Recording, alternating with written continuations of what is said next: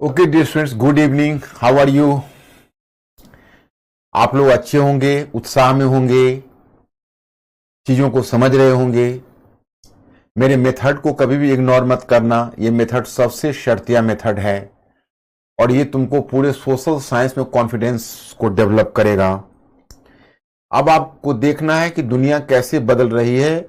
दुनिया को समझे बिना हम भारत के बदलाव को नहीं समझ सकते और दुनिया के इस बदलाव से ही आपका सारे सोशल साइंसेस के बदलाव जुड़े हुए हैं, चाहे वो संविधान का विकास हो या अर्थव्यवस्था का विकास हो या अंतर्राष्ट्रीय संबंधों का विकास हो। सभी की जड़ यही है, आपको जड़ को पकड़ना है। तो आपको कोई भी टॉपिक को, जैसे अब अमेरिकी गृहयुद्ध है, अमेरिकी गृहयुद्ध को हम इंडिपेंडेंट देख ही नहीं सकते। इंडिपेंडेंट देखेंगे तो उसका हम जस्टिस कर ही नहीं सकते। हम देख रहे, पहले मैं आपको बताना चाहूं कि हमने पहले आपको पार्ट 1 लिया था, याद करिए। पार्ट 1 में मैंने बताया था कि देखो यूरोप क्या था, कैसे एंशिएंट वर्ल्ड कैसा था, फिर एंशिएंट वर्ल्ड से हम मेडिवल वर्ल्ड पर आए। ओके, और मेडिवल वर्ल्ड से फिर आधुनिक पश्चिम के उद्भव पर आए। तो हम एक सवाल आज करना चाहते हैं, एक ही शब्द में आप जवाब देना। मेरा सवाल यह है ताकि बच्चों मुझे लगे कि भाई आप लोग भी हमारे साथ जुड़े हुए हैं एंड मेरा जो मोटो है उसको फॉलो कर रहे हो। मेरा मोटो है कि to be a thinking creature, आपको सोचने वाला प्राणी बनना है। और आप देखना, हम आपको बना के ही छोड़ेंगे, ऐसा नहीं है। आपको सोचने वाला प्राणी बनाना है। तो मेरा प्रश्न यह है कि भाई एशिया महाद्वीप विशाल काय महाद्वीप था। एशिया में दुनिया की प्राचीनतम सभ्यताएं यहां पनपी। मेसोपोटामिया की सभ्यता और सिंधु घाटी की सभ्यता, फिर आगे चीन की सभ्यता। हम दुनिया के सबसे प्राचीन सभ्यताओं को जन्म दिया। दुनिया में सबसे पहले नगरीकरण हमने, यूरोप से कहीं पहले नगरीकरण देखा हमने, और ये सबसे समृद्ध था। बल्कि मैं आपको बताऊं कि हमेशा व्यापार संतुलन हमारे पक्ष में रहा। बल्कि वर्ल्ड जीडीपी के आधार पर जब उसका आकलन आगे किया गया, जीडीपी का कॉन्सेप्ट तो सेकेंड वर्ल्ड वॉर के टाइम में आया, इसके आकलन के बाद यह पाया गया कि वर्ल्ड जीडीपी का 55% केवल इंडिया और चाइना के पास रहा 18वीं सेंचुरी में। तो फिर सवाल उठता है कि हम क्यों यूरोप से पीछे पड़ गए? यूरोप को ऐसा क्या मिल गया, अलाउद्दीन का चिराग, कि हमसे आगे हो गया? आप लोग अपना अपना विचार बस संक्षिप्त में बताइए, 1-2 शब्द में, बी फास्ट। अंकुर, मेरा प्रश्न है इनके सामने, मेरे स्टूडेंट्स को जवाब देना है, क्योंकि let this class be communicative. मैं इस क्लास को कम्युनिकेटिव बनाए रखना चाहता हूं, वन मैन डायलॉग नहीं रखना चाहता हूं। आप लोग मेरे प्रश्न को गौर से सुनना और प्रॉम्प्टली इसका उत्तर देना।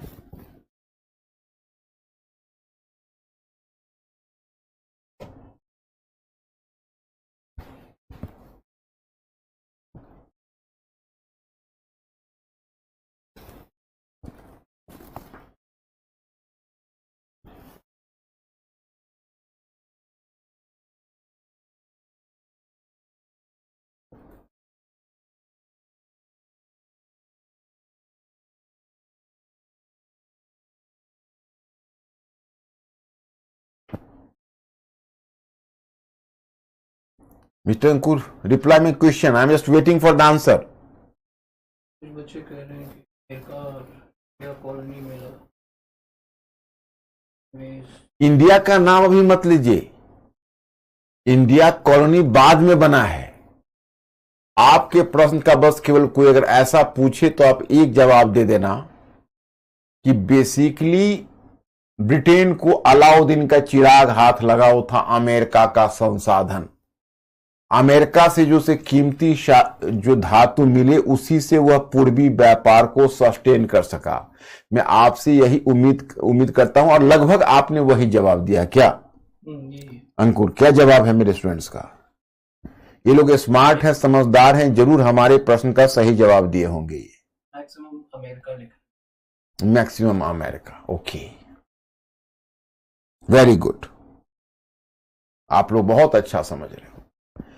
फिर हम लोग जब पार्ट फर्स्ट किया, आधुनिक पश्चिम का उद्भव, कैसे हुआ उसको देखा, और फिर हम लोग सेकेंड पार्ट में जहां से आए वहां अब तक हमने जो टॉपिक किया पार्ट 2, उस पार्ट 2 में आप ये चीज देख रहे हो कि अब जो संघर्ष है वह महत्वाकांक्षी मध्य वर्ग और शक्तिशाली राजतंत्र के बीच हो रहा है। हाँ, ये बात जरूर है कि राजतंत्र ने अपनी स्थिति को मजबूत करने के लिए अब वही पुराने कुलीन वर्ग और चर्च के साथ भी साठगांठ कर रहा है। अब कहो कि भाई कुलीन वर्ग का पावर रिवाइव नहीं हो रहा है। मैं आपको बताऊं, कुलीन वर्ग जो पुराने सामंत थे उनके पास तो राजनीतिक शक्ति भी थी ना, उनके पास किले होते थे, उनके पास सेना होती थी, वो बहुत ताकतवर होते थे। तो वो तो खैर उनका पतन हो गया, तो राजनीतिक शक्ति के रूप में तो सामंतवाद का पतन हो चुका, लेकिन उनके जो आर्थिक और सामाजिक विशेषाधिकार है वो बचे हुए। तो उनके आर्थिक सामाजिक विशेषाधिकार से तो राजतंत्र को कोई परेशानी नहीं है, उसका परेशानी है तो मध्य वर्ग को है। तो राजतंत्र ने देखा कि भाई मध्य वर्ग अब महत्वाकांक्षी होता जा रहा है, तो चलो मैं कुलीन वर्ग और चर्च के साथ ही थोड़ा एक इक्वेशन बना लेता हूं। वही उसने बनाया। फिर भी मध्य वर्ग चुप नहीं बैठा। मध्य वर्ग ने उसके सामने फिर कोड ऑफ कंडक्ट तीनों के सामने रख दिया कि देखो भाई, अगर आप बदल सकते हो तो अपने आप को बदल लो, और अगर नहीं बदले तो हम सहन नहीं करेंगे। तो एक तरह से उसने उनको जो कोड ऑफ कंडक्ट दिया कि राजनीतिक क्षेत्र में संवैधानिक राजतंत्र, आर्थिक क्षेत्र में वाणिज्यवाद को हटाइए, वाणिज्यवादी नीति को, मुक्त अर्थव्यवस्था को लागू करिए, और सामाजिक क्षेत्र में व्यक्ति के अधिकार और व्यक्ति की स्वतंत्रता को स्वीकार करिए। यहीं से संविधानवाद भी दुनिया में आया। और यह जो मांगे उसने उठाई, यही मांगे प्रबोधन थी, प्रबोधन है, इनलाइटेनमेंट। और फिर प्रबोधन की पहली गुंज अन्य महाद्वीप में सुनाई दी, अमेरिकी महाद्वीप, जो अमेरिकी क्रांति हुई। और अमेरिकी क्रांति हुई तो भाई अब एक सवाल उठता है कि एक ब्रिटिश अमेरिकन कॉलोनी, जिससे मैं आपको परिचय करा चुका हूं, तो ब्रिटिश अमेरिकी कॉलोनी अपने स्वामी के अगेंस्ट में विद्रोह करके उसने स्वतंत्रता हासिल कर ली। तो अमेरिकी स्वतंत्रता आंदोलन होना चाहिए, कहलाना चाहिए। और या फिर कह सकते हो कि एक उपनिवेश, दुनिया का पहला उपनिवेश अपने स्वामी के विरुद्ध विद्रोह करके उसने स्वतंत्रता हासिल की। तो यह उपनिवेशवाद विरोधी आंदोलन माना जाना चाहिए, या उपनिवेशवाद विरोधी घटना मानी जानी चाहिए। तो इसको क्रांति क्यों कहा गया? क्रांति इसको क्यों कहा? ये क्रांति क्यों कही जाती है? इसलिए मैं स्टूडेंट्स कि जो यूरोप में जो मध्य वर्ग की आकांक्षा थी, उसी मध्य वर्ग की आकांक्षा की अभिव्यक्ति अमेरिकी मध्य वर्ग भी कर रहा है। अमेरिकी मध्य वर्ग भी वही मांगे रख रहा है जो यूरोपीय मध्य वर्ग ने रखी थी। क्रांति का नेतृत्व तो अमेरिकी मध्य वर्ग के हाथों में है ना, कुलीन वर्ग क्रांति के साथ कहां है, आप देख ही रहे। और इतिहास के इस मोड़ पर निम्न वर्ग की भूमिका तो अभी है ही नहीं।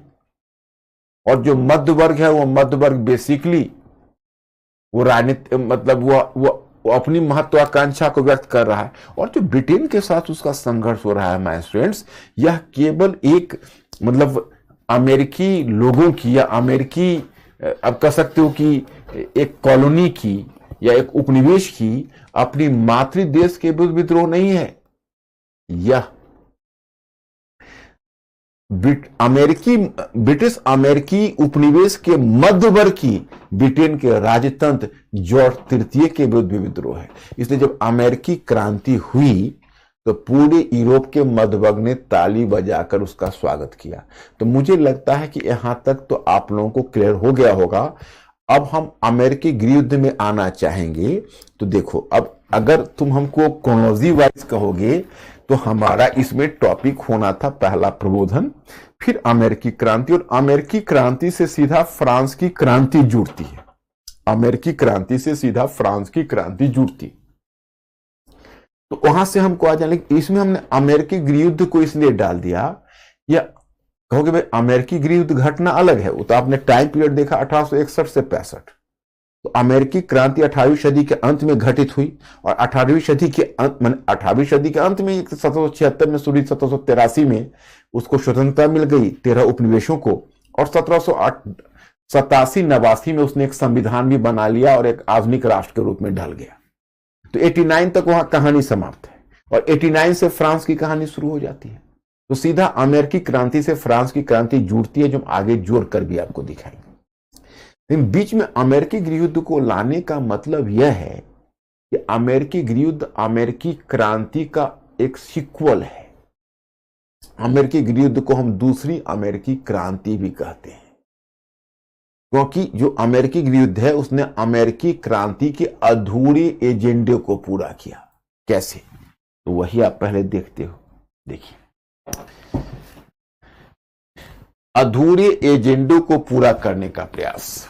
पहला है अमेरिकी गृहयुद्ध। अब अमेरिकी स्वतंत्रता दासों पर लागू नहीं थी। अब समझ सकते हो, अब जैसे अमेरिकी आजादी की घोषणा हुई तो इसमें यह डिक्लेरेशन में यह कहा गया कि भाई अमेरिकी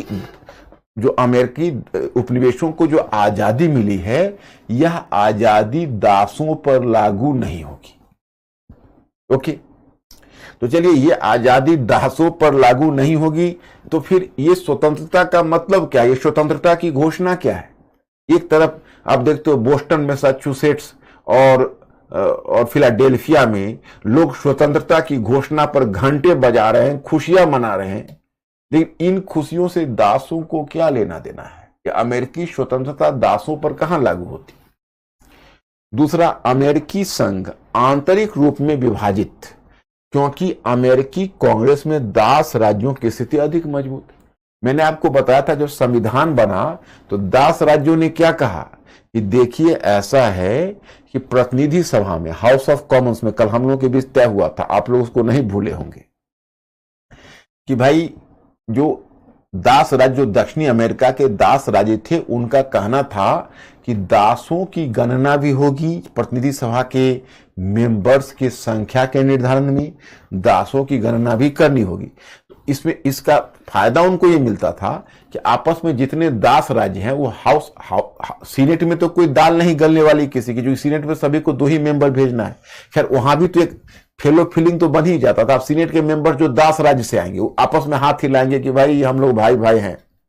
ओके, तो गठबंधन तो बन ही जाएगा। और प्रतिनिधि सभा में दास राज्य की संख्या बढ़ रही थी, क्योंकि उनके प्रतिनिधि की संख्या, मतलब दास राज्य के प्रतिनिधि के नंबर बढ़ जाते थे, क्योंकि दासों की गणना होती थी।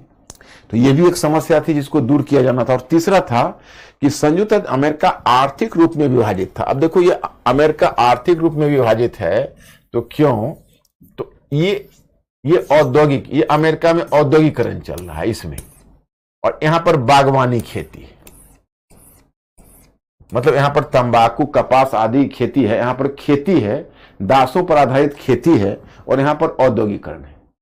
तो आर्थिक रूप से अभी संयुक्त राज्य अमेरिका जिसको कहते हो, अभी आर्थिक रूप से एक कहां है? आर्थिक रूप से तो विभाजित है। अब देखो, जब आपको हमने अमेरिकी आजादी के समय, देखिए अमेरिकी उपनिवेश, ब्रिटिश अमेरिकी उपनिवेशों की आजादी के समय मैंने आपको संयुक्त राज्य अमेरिका का ये साइज दिखाया था, याद करिए, ये साइज दिखाया था। अब इसका साइज हो गया है ऐसे, संयुक्त राज्य अमेरिका। तो ऐसा क्यों हुआ?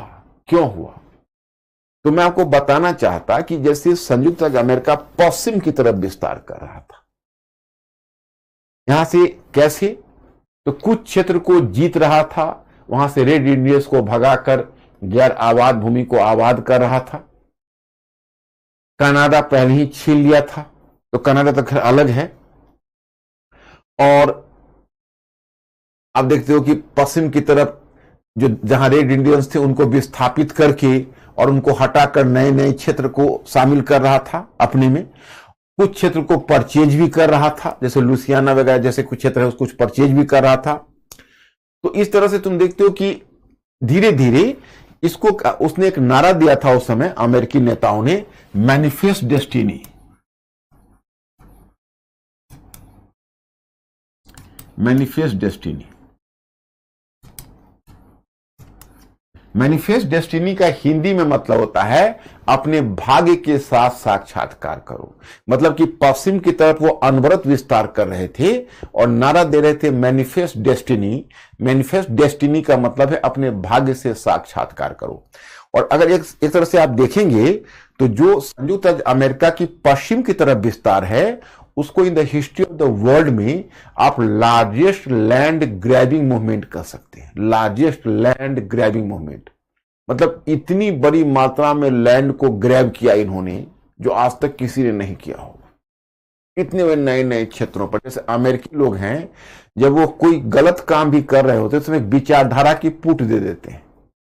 जब वो परमाणु हथियार भी गिरा रहे थे जापान पर, तभी कह रहे थे कि हम दुनिया को जापान के अत्याचार से मुक्त करने जा रहे हैं, हम दुनिया को फांसीवाद से मुक्ति दिलाने जा रहे हैं, हम दुनिया को सैनिक तानाशाही से मुक्ति दिलाने जा रहे हैं। तो जब वो पश्चिम की तरफ विस्तार कर रहे हैं तो पश्चिम की तरफ विस्तार करते हुए नारा दे रहे हैं, मैनिफेस्ट डेस्टिनी, अपने भाग्य से साक्षात्कार करो। इस तरह से ये अब ऐसे बढ़ते जा रहे हैं। इसी से जुड़ा हुआ मामला गृह युद्ध का आएगा, उसको देखिए। अब देखो अमेरिकी गृह युद्ध की तरफ कितना बढ़िया मैंने शुरुआत में आपको पंक्ति दी है। जैसे देखो अच्छी अच्छी पंक्तियां हैं, उनको दिमाग में सेट कर लो। राइटिंग में भी अगर उनको यूज करोगे तो आपके राइटिंग की क्वालिटी बढ़ेगी। जो अच्छी अच्छी पंक्तियां हैं, उस अच्छी अच्छी पंक्तियों को यूज करना सीखो। और यूज करने का सबसे बेहतर तरीका होता है कि उन पंक्तियों को डाइजेस्ट कर लो। जैसे देखो इसमें है, किसी विध्वंसात्मक घटना के द्वारा एक बड़ा रचनात्मक प्रभाव उत्पन्न किया जा सकता है। किसी जो विध्वंसात्मक घटना के द्वारा एक बड़ा रचनात्मक प्रभाव उत्पन्न किया जा सकता है, इसका उदाहरण है अमेरिकी गृह युद्ध। शायद ही अमेरिकी राष्ट्र के समक्ष इतनी बड़ी चुनौती उपस्थित हुई होगी जितनी कि हम गृह युद्ध के रूप में पाते हैं, परंतु इस घटना ने संयुक्त राज्य अमेरिका को रूपांतरित कर एक आधुनिक राष्ट्र के रूप में परिवर्तित कर दिया। जैसे मैं आपको बताना चाहता कि आज तक एक राष्ट्र के रूप में आप कह सकते हो कि एक संयुक्त राज्य अमेरिका को कई चुनौतियों का सामना करना पड़ा है। जब मैं आपको बताऊंगा कि सेकेंड वर्ल्ड वॉर के समय संयुक्त राज्य अमेरिका पर एक सैनिक आक्रमण हुआ था, उस आक्रमण को बोलते हैं पर्ल हार्बर पर अटैक। लेकिन उससे भी उसी तरह की एक घटना है जब 9/11 में ओसामा बिन लादेन ने और वहां ओसामा बिन लादेन और अल कायदा ने जो अमेरिका पर टेररिस्ट हमला किया था। लेकिन ये सब कुछ भी नहीं है अमेरिकी गृह युद्ध के समक्ष, क्योंकि अमेरिकी गृह युद्ध तो एक तरह से संयुक्त राज्य अमेरिका को नेस्त नाबूद कर देता। इससे बड़ी विध्वंसात्मक घटना क्या हो सकती है कि अपने ही एक ही देश के दो पार्ट लड़ जाएं, ओपन दोनों के बीच वॉर हो जाए, दो शत्रु की तरह। इससे बड़ी घटना क्या हो सकती है, माय स्टूडेंट, सोचो। लेकिन ऐसी विध्वंसात्मक घटना संयुक्त राज्य अमेरिका के लिए सर्जरी सिद्ध हुई। आप देखते हो लोग सर्जरी में जाते हैं अपने बीमार अंग को सही करने के लिए। डॉक्टर उसको एक अच्छे खासे बॉडी के पार्ट को काटता है, ब्लीडिंग होती है, दर्द होता है, लेकिन लोग दर्द सहते हैं क्योंकि उसके बाद वो स्वस्थ शरीर हो जाता है। तो यह एक तरह से अमेरिकी गृह युद्ध वो सर्जरी सिद्ध हुई जिसने संयुक्त राज्य अमेरिका को और भी पावरफुल और स्वस्थ बना दिया। ये तो एक कॉमन इंट्रोडक्शन है आपके लिए। अब हम कारणों की चर्चा करते हैं कि भाई इसके कारण क्या है, तो मैं बहुत आसानी से आपको समझा दे रहा हूं, आपको याद ही हो जाएगा। देखिए कारण क्या है। कारण है, अब देखेंगे तो दास व्यवस्था, दास व्यवस्था का उन्मूलन। अगर कोई किसी से पूछोगे जो एक बात बताइए आप, गृह युद्ध क्यों हुआ, तो कहेगा दास व्यवस्था के उन्मूलन के मुद्दे पर हुआ। लेकिन गहराई में जाकर देखोगे तो आपको ऐसा प्रतीत होगा कि दास व्यवस्था का उन्मूलन का मुद्दा उतना इंपॉर्टेंट नहीं था जितना दास व्यवस्था से जुड़े हुए आर्थिक और संवैधानिक प्रश्न इंपॉर्टेंट थे, जो आपने देखा होगा। और मैंने मैटर में इसलिए पहले दे देता हूं कि 2 बार जाके आप पढ़ोगे, एक बार क्लास अटेंड करने से पहले और एक बार क्लास अटेंड करने के बाद। और जब क्लास अटेंड करके आप पढ़ोगे तो आपको अधिकांश चीजें नेचुरली डाइजेस्ट हो जाएगी। अब जैसे देखिए, दास व्यवस्था का उन्मूलन में एक मुद्दा तो मोरल था, मोरल कहते हैं नैतिक। तो नैतिक मुद्दा में जैसे उत्तरी अमेरिकी राज्य, जैसे उत्तरी अमेरिकी राज्य थे, वो कहते थे कि भाई ये अनैतिक है, यूरोप में दास व्यवस्था का उन्मूलन हो गया, अभी भी संयुक्त राज्य अमेरिका में दास व्यवस्था का उन्मूलन, दास व्यवस्था कायम है। जैसे अब मान लो, देखिए आप इसको ऐसे समझिए, सोसाइटी में जब सबके परिवार की महिलाएं शिक्षा पा रही हो और एक परिवार में महिला है जो अभी भी घूंघट की ओट में रखी गई है, उसे बाहर सूर्य की रोशनी भी नहीं देखने दिया जा रहा है, तो आसपास के जो परिवार है उसमें तो उस परिवार की आलोचना होगी, उसके जो पुरुष हैं उसकी निगाहें नीची होगी, क्योंकि बाकी लोग कहेंगे भाई देखो कैसा दकियानुशी है, विचार रखता है, कैसा ये अनुदारवादी, कैसा कंजर्वेटिव मैन है ये। तो वही उत्तरी अमेरिकी लोग जो लोग थे उनका कहना था कि भाई आपके कारण हमें लज्जित होना पड़ रहा है, क्योंकि यूरोप में उसमें प्रबोधन चल रहा था और प्रबोधन का प्रभाव था, फ्रांस की क्रांति हो चुकी थी, दास व्यवस्था का उन्मूलन यूरोप में हो चुका था। तो उत्तरी अमेरिकी राज्यों का कहना था कि नैतिक रूप में दास व्यवस्था गलत है, उसका समाप्ति होनी चाहिए। दक्षिणी अमेरिकी राज्य कहते थे नहीं नहीं नहीं, नैतिक रूप से गलत नहीं है, बाइबिल में भी इसको स्वीकृति है। तो जहां उत्तरी अमेरिकी राज्य कहते थे कि नैतिक रूप से गलत है, वहीं दक्षिणी अमेरिकी राज्य कहते थे नैतिक रूप से गलत नहीं है। बाइबिल जो ईसाइयों का ग्रंथ है वो कहते हैं इसमें भी स्वीकृति है, जबकि उनका गलत तर्क था। अब मैं आपको बताना चाहता, ये तो नैतिक तो एक साधारण सी बात है, इसका मुख्य जो मुद्दा जुड़ा हुआ था, ये मुख्य मुद्दा था आर्थिक और दूसरा संवैधानिक।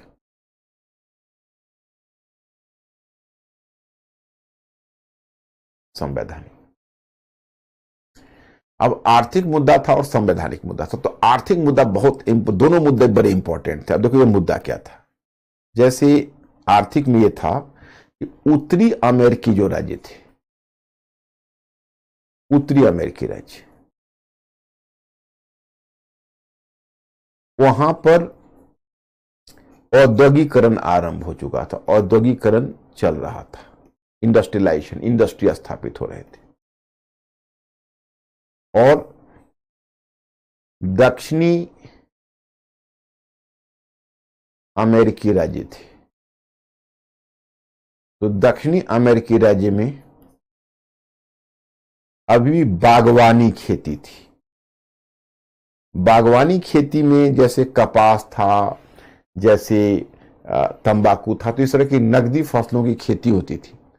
तो चूंकि अमेरिका के व्हाइट लोग थे, उनकी जनसंख्या तो कम ही थी, तो उनको अपनी खेती को चलाने के लिए दासों की आवश्यकता पड़ती। क्योंकि दासों में उनको पैसा नहीं लगता था, तो खेती में बहुत ज्यादा बचत होती थी। तो इनका कहना था, अब उत्तरी अमेरिकी राज्य में जो औद्योगिकरण था, तो मैं आपको बता दूं कि जब भी इंडस्ट्रियलाइजेशन होता है तो दासों की आवश्यकता नहीं रह जाती है। स्लेव इकोनॉमी है, वो कभी भी इंडस्ट्रियलाइजेशन के अनुकूल नहीं पड़ती है। मैं इसका कारण बताता हूं। जैसे देखो, जब आप औद्योगिकरण या उद्योगों को चला रहे हो तो आपको आवश्यकता पड़ेगी स्किल्ड लेबर की, स्किल्ड लेबर। स्किल्ड लेबर में दासों की आवश्यकता नहीं होगी, नंबर 1। नंबर 2 कि अगर जहां भी इंडस्ट्रियलाइजेशन होता है, तो इंडस्ट्री तो कुछ खास क्षेत्र में होते हैं, आपको पता है। इंडस्ट्रियलाइजेशन का तकाजा होता है कि जो लेबर सरप्लस रीजन है, वहां से लेबर उठकर लेबर स्कार्सिटी वाले रीजन में जाए। So there should be the free wage, उसका होता है फ्री वेज प्रिंसिपल या free movement of labour. Labour का फ्री मूवमेंट होना चाहिए एक क्षेत्र से जो ज्यादा, आप कह सकते हो कि सरप्लस लेबर किसी एक क्षेत्र में है, तो वो सरप्लस लेबर एक क्षेत्र से दूसरे क्षेत्र में जाना चाहिए। तो there should be the free movement of labour. तो ये तकाजा होता है किसका? तो इंडस्ट्रियलाइजेशन का, औद्योगिकरण का। तो उत्तरी अमेरिकी राज्यों में औद्योगिकरण हो चुका था, तो उत्तरी अमेरिकी राज्यों का कहना था कि फ्री लेबर का मूवमेंट होने दीजिए, स्वतंत्र रूप से लेबर एक क्षेत्र से दूसरे क्षेत्र में जाए। अब अगर दास व्यवस्था होगी तो लेबर को किसी खास क्षेत्र में बांध दिया जाएगा कि तुम लेबर हो, तुम कहीं नहीं जा सकते। तो दास व्यवस्था होने से जो स्वतंत्र श्रम सिद्धांत है, जिसमें एक क्षेत्र से जो दूसरे क्षेत्र में फ्री लेबर मूवमेंट होता है, वो बाधित हो जाती है, उसमें रुकावट आ जाती है। तो कभी भी जिस क्षेत्र में औद्योगिकरण होता है, वो कभी भी दास व्यवस्था को पसंद नहीं करता है। तो एक तरफ जो उत्तरी अमेरिका की इकोनॉमी थी, उसमें दास व्यवस्था नहीं चाहिए, दास व्यवस्था वहां बाधा थी। और दक्षिणी अमेरिका की जो इकोनॉमी थी, दास व्यवस्था पर ही आधारित थी। दास व्यवस्था उसका लाइफ ब्लड था। तो मुख्य तो संघर्ष ये है कि जब उत्तरी अमेरिकी राज्य जब दास व्यवस्था के उन्मूलन की बात करते हैं, तो दक्षिणी अमेरिकी राज्य डर जाते हैं। तो एक ये है। अब दूसरा मुद्दा देखो, दूसरा मुद्दा मैंने कहा संवैधानिक। तो संवैधानिक में आपको बता चुका हूं कि संवैधानिक में मुद्दा यह था कि अब जब कोई नए राज्य, अब सबसे बड़ी समस्या है कि आप जान ही रहे हो कि इनका पश्चिम की तरफ विस्तार हो रहा है। तो पश्चिम की तरफ विस्तार में जो कोई नए राज्य शामिल हो रहा है, तो उसमें प्रत्येक नए राज्य को शामिल होने के समय एक बड़ा विवाद शुरू होता है कि संबंधित राज्य को हम स्वतंत्र राज्य के रूप में शामिल करें या दास राज्य के रूप में, स्वतंत्र राज्य के रूप में शामिल करें या दास राज्य के रूप में। क्यों? तो अगर उसको स्वतंत्र राज्य के रूप में शामिल करोगे तो दासों की गिनती नहीं होगी।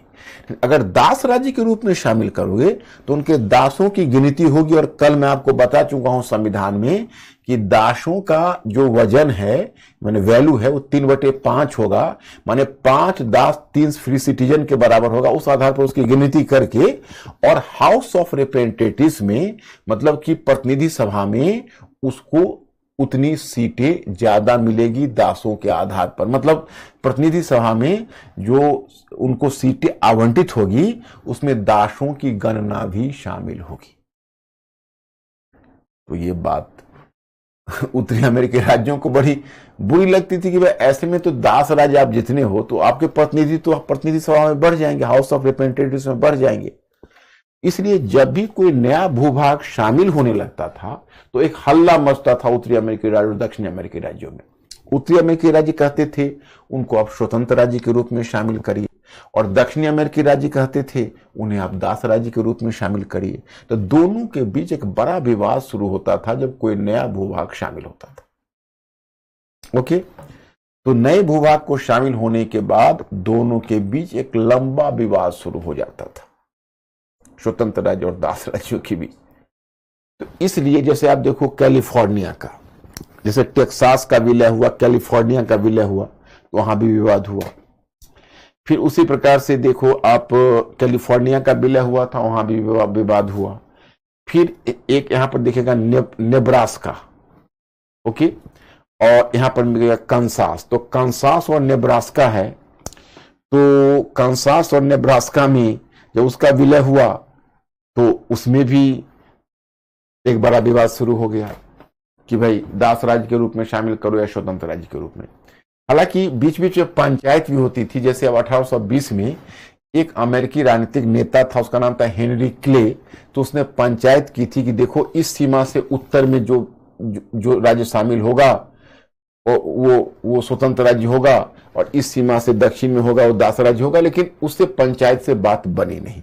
इस कारण से उन दोनों के संबंध बिगड़ते चले गए। आर्थिक और संवैधानिक कारण से दास, जैसे पश्चिम की तरफ जो विस्तार हो रहा है उसमें जो दास राज्य है, तो संवैधानिक कारण है पश्चिम की तरफ विस्तार, और आर्थिक कारण है कि जब उत्तरी अमेरिकी राज्य जब दास व्यवस्था के उन्मूलन की बात करता है तो दक्षिणी अमेरिकी राज्य इसलिए डर जाते हैं कि उनकी पूरी की पूरी इकोनॉमी दास आधारित इकोनॉमी है। तो पहले इतना आप लोग ओके कर दो, क्योंकि हम चाहते हैं कि हमारा क्लास कम्युनिकेटिव रहे। इतना आप लोग ओके कर दो, इतना आप समझ गए तो हम फिर फर्दर आगे बढ़ेंगे। अंकुर मुझे इन्फॉर्म करो मेरे स्टूडेंट्स का, कोई दिक्कत?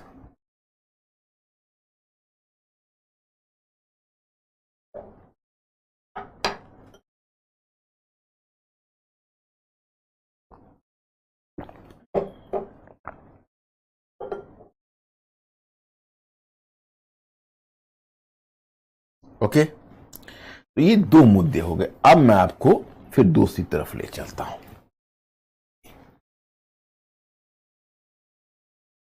आर्थिक मुद्दा संवैधानिक। अब देखो तात्कालिक कारण क्या था। तात्कालिक कारण बड़ी इंटरेस्टिंग कारण है, मैं आपको बता देता हूं।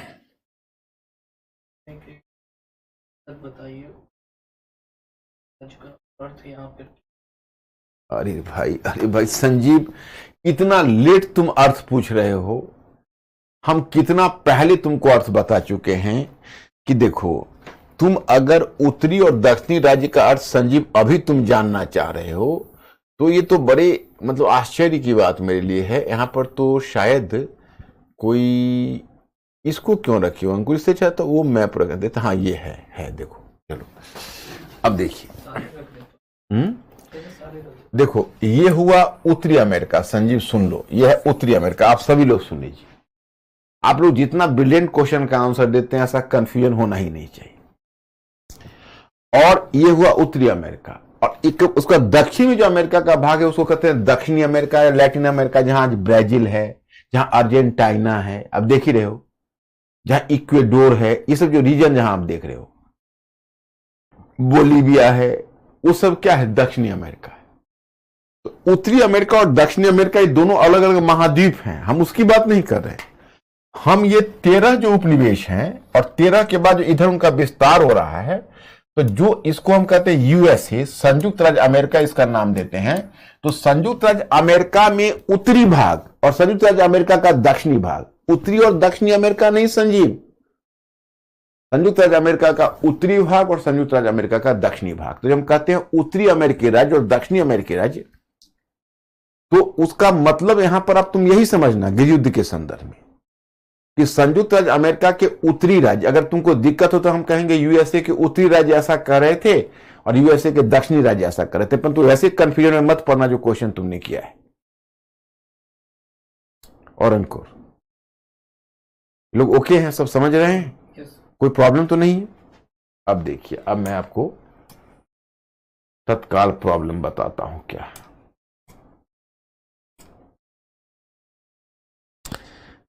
अब क्या हुआ कि इसी में तनाव तो अपनी पराकाष्ठा पर था। 1861 में अमेरिका में, संयुक्त राज्य अमेरिका में, यूएसए में 1860 में चुनाव हुआ। चुनाव हुए किसका? तो प्रेसिडेंट का। प्रेसिडेंट का चुनाव हुआ। उस समय यूएसए में 2 पार्टी थी। यूएसए में उस समय 2 पॉलिटिकल पार्टी काम कर रही थी। पॉलिटिकल पार्टी, राजनीतिक दल।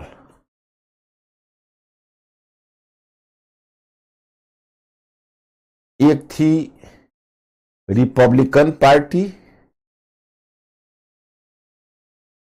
रिपब्लिकन पार्टी आज भी है,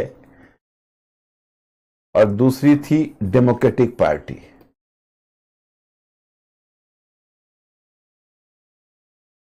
डेमोक्रेटिक पार्टी। तो जो रिपब्लिकन पार्टी है वो संयुक्त राज्य अमेरिका के उत्तरी राज्यों से इसका इंटरेस्ट ज्यादा जुड़ा हुआ था, और जो डेमोक्रेटिक पार्टी है उसको 10 राज्यों से इंटरेस्ट ज्यादा जुड़ा हुआ था। ओके। और मैं आपको बताऊं कि उससे पहले 1857 में सुप्रीम कोर्ट, संयुक्त राज्य अमेरिका का सुप्रीम कोर्ट, आप लोगों को पता होगा कि संयुक्त राज्य अमेरिका का जो सुप्रीम कोर्ट है वह दुनिया का अपने आप को ह्यूमन राइट्स का, मानव अधिकारों का बहुत बड़ा प्रोटेक्टर घोषित करता है कि हम मानव अधिकारों को बहुत सुरक्षा देते हैं। लेकिन वही जो संयुक्त राज्य अमेरिका का जो सुप्रीम कोर्ट था, उसने 1857 में एक मुकदमे का फैसला दिया था। 1857 में एक मुकदमे का फैसला, उसको बोलते हैं ड्रेड स्कॉट मुकदमा। ड्रेड स्कॉट मुकदमा जानते हो? ड्रेड मतलब स्कॉट मुकदमा में एक मामला गया था, एक दास का जो भाग के कहीं और चला गया था। तो हुआ कि भाई दास को, उसका जो मालिक है वो दास को दोबारा प्राप्त कर सकता है या नहीं कर सकता है।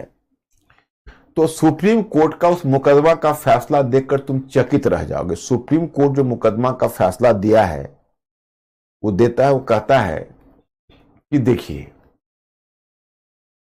सुप्रीम कोर्ट ने कहा कि दास अधिकार विहीन संपत्ति की तरह है।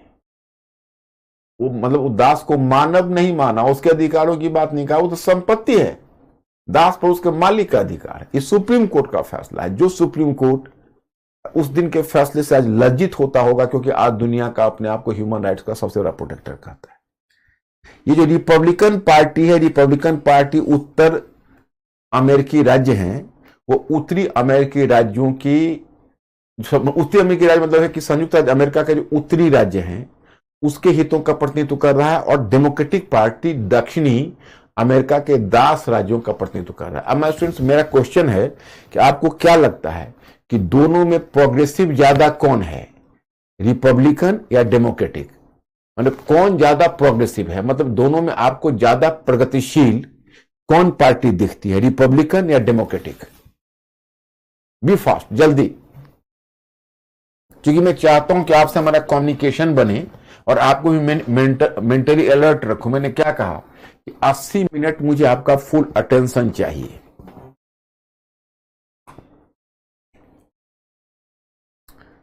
एक है रिपब्लिकन, दूसरा है डेमोक्रेटिक। आप इसमें से किसे ज्यादा प्रोग्रेसिव मानते हैं? तब की बात कर रहा हूं, 1860 के संयुक्त राज्य अमेरिका में।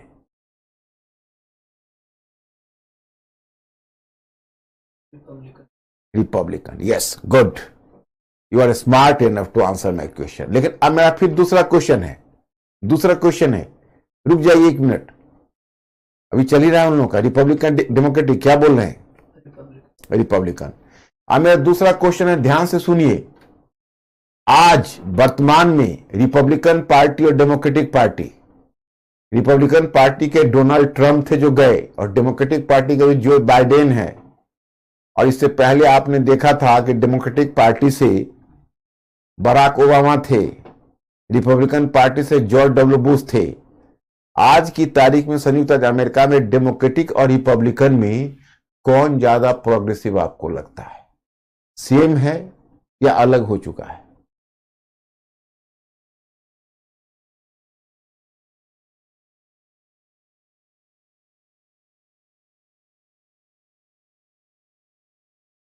सेम है या अलग हो चुका है?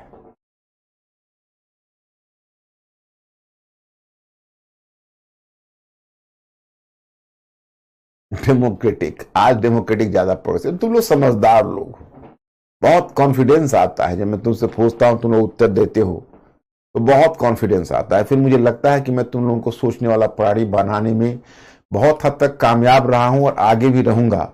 मैं आपको इंफॉर्मेशन से अंडरस्टैंडिंग पर जरूर लाऊंगा, आपको पूरे पढ़ने का तरीका बदलवाऊंगा।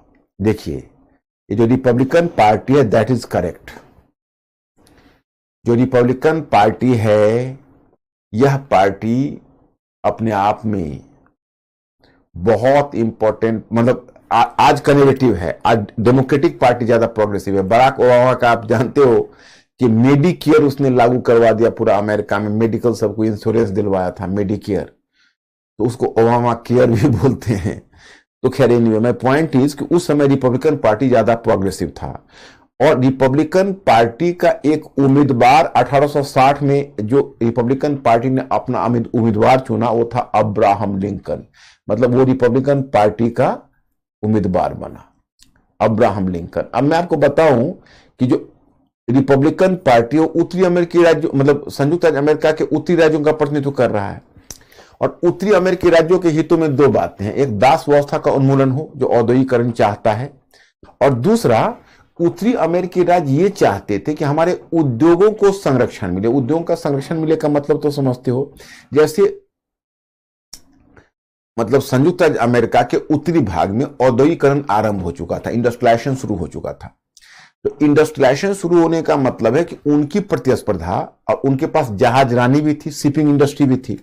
तो उनके इंडस्ट्रीज और शिपिंग इंडस्ट्रीज का जो कंपटीशन होता था वो यूरोपियन इंडस्ट्रीज से होता था, यूरोपियन देशों से होता था। तो चूंकि यूरोपियन देशों में औद्योगिकरण पहले हो चुका था, तो उनकी वस्तुएं थोड़ी चीप होती थी, चीप थोड़ा सा, तो इनकी वस्तुएं मार खाती। तो इन्होंने क्या किया कि ये चाहते थे कि आप यूरोपीय वस्तुओं पर चुंगी लगाइए, यूरोपीय जहाजों पर अतिरिक्त चुंगी लगाइए, ताकि अमेरिकी जहाज चल सके। ये उत्तरी अमेरिकी राज्यों की मांग थी।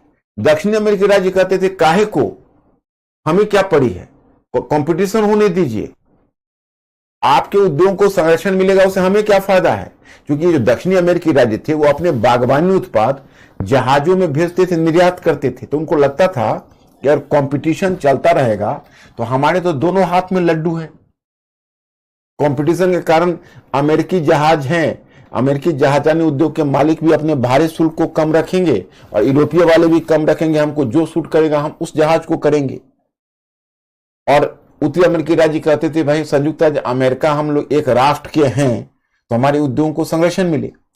उसी तरह की बात है कि आप ही बताइए कि अगर बिहार को विशेष सुरक्षा मिलती है तो गुजरात अगर आपत्ति करे क्योंकि भाई हमारा आबदान ज्यादा है, गोवा आपत्ति करे जिनका कंट्रीब्यूशन ज्यादा है नेशनल कॉफर्स में, तो फिर राष्ट्र कैसे हुए हम? राष्ट्र में तो जो निर्धन राज्य है, धनी राज्य है, उनके भी संतुलन होना चाहिए। तो इनका कहना था नहीं, हम आपके उद्योगों को संरक्षण को पसंद नहीं करते, और उत्तरी अमेरिकी राज्य कहते थे कि दास व्यवस्था का उन्मूलन करिए। तो दोनों के हित परस्पर टकरा रहे थे। और जब रिपब्लिकन पार्टी ने अपना कैंडिडेट अब्राहम लिंकन को चुना तो अब्राहम लिंकन ने आरंभ में ही अपने चुनावी घोषणा पत्र में दो इंपॉर्टेंट कार्यक्रम ला दिया। उसने एक कहा कि हमारा कार्यक्रम है दास व्यवस्था का उन्मूलन, और दूसरा उत्तरी उद्योगों को सुरक्षा, उत्तरी उद्योगों को संरक्षण, मतलब अमेरिकी उद्योगों को संरक्षण। और अमेरिकी उद्योग तो उत्तर में थे, तो उत्तरी अमेरिकी राज्यों, जो यूएसए का जो उत्तरी अमेरिकी भाग है या यूएसए के जो उत्तरी राज्य हैं, उनके उद्योगों को संरक्षण मिलता।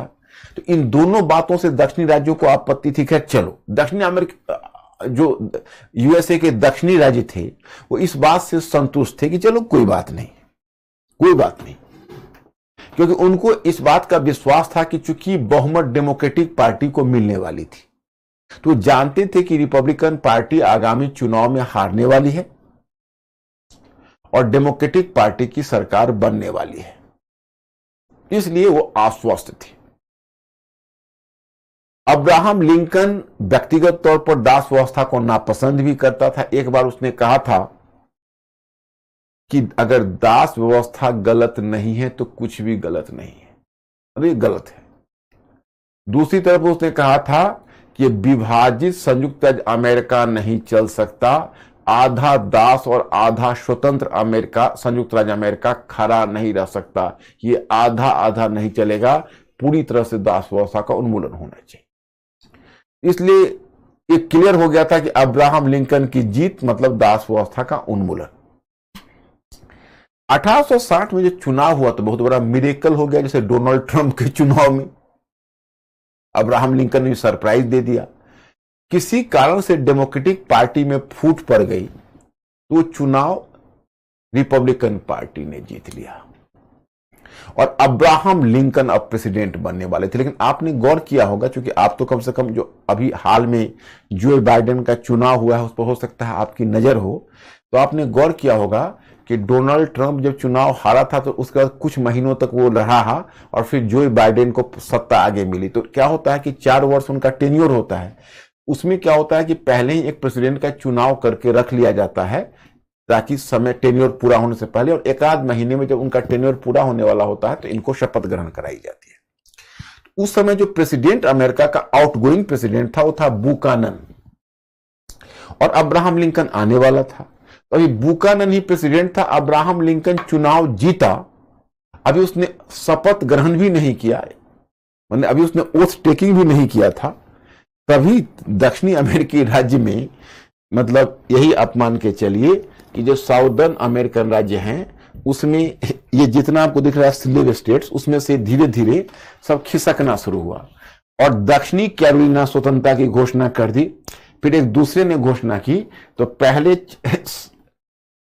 पहले 4 राज्य ने स्वतंत्रता की घोषणा की और फिर 7 राज्यों ने स्वतंत्रता की घोषणा की। और संयुक्त राज्य अमेरिका में उस समय तक, क्योंकि देखो अभी तो 50 राज्य हैं, 50 स्टेट, तब हुआ करते थे टोटल 34 स्टेट, मतलब अभी पश्चिम की तरफ विस्तार चल ही रहा था। तो 1861 में देख रहे हो ना आप, 1860-61 में उस समय टोटल जो स्टेट्स थी उसकी संख्या मात्र 34 ही थी, अभी 50 नहीं थी। तो 34 में जो 33 राज्य थे वो दास व्यवस्था के विरोधी थे, और जो 11 राज्य थे वो दास राज्य थे। इन 11 दास राज्यों ने स्वतंत्रता की घोषणा कर दी, और यह अब्राहम लिंकन के शपथ लेने से पहले। और न केवल इन्होंने स्वतंत्रता की घोषणा की, मैं स्टूडेंट्स, इन्होंने स्वतंत्रता की घोषणा की, और घोषणा करने के बाद तब इन्होंने अपने अलग एक संघ भी बना, परिसंघ भी बना लिया, दक्षिणी अमेरिकी राज्यों का परिसंघ बना लिया, और उस पर एक नए प्रेसिडेंट के रूप में जेफरसन डेविस को प्रेसिडेंट भी नियुक्त कर लिया। अब देखो इतनी चीजें जो कर रहे थे वो इतनी चीजें इस आधार पर तुमको अब मेंटली अलर्ट रहना है, क्योंकि देखो अब मामला कॉन्स्टिट्यूशनलिज्म का आने वाला है, अमेरिकन कॉन्स्टिट्यूशन को भी इससे आप समझ पाओगे। जब इतनी बातें जब दक्षिणी अमेरिकी राज्य कर रहे थे, तो दक्षिणी अमेरिकी राज्यों को इस बात का बिल्कुल भी एहसास नहीं था कि कुछ भी असंवैधानिक कर रहे हैं। मैंने उनको कहना था कि देखो हम लोगों ने मिलकर संघ बनाया, हम लोग साथ नहीं चल पाए, तो साथ नहीं चल पाए तो ta-ta bye bye goodbye, हम जा रहे।